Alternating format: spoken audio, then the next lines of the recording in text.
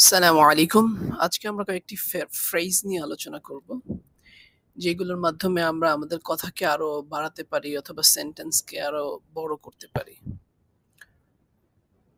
যেমন তার মধ্যে রয়েছে not only but also অর্থ হচ্ছে শুধু তাই নয়, বরং আমরা যদি উদাহরণের দিকে লক্ষ্য করি, যেমন রয়েছে he is not only smart but also very hard working। অর্থ হচ্ছে সে শুধু বুদ্ধিমানই নয়, বরং খুব পরিশ্রমীও। ঠিক একইভাবে বাক্যে অন্য কিছু যুক্ত করতে আমরা যেই ফ্রেজটি যুক্ত করতে পারি সেটি হচ্ছে in addition to that। যেমন উদাহরণ লক্ষ্য করলে বুঝবো she recite the Quran beautifully, in addition to that she teaches it to others।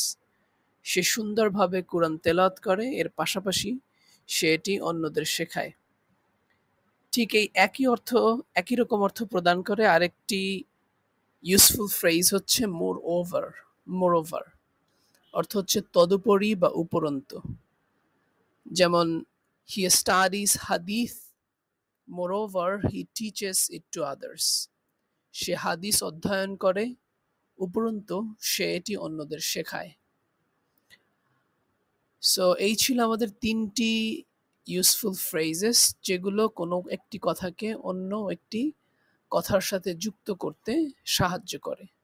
Not only but also, in addition to that, আর একটা হচ্ছে মোর ওভার।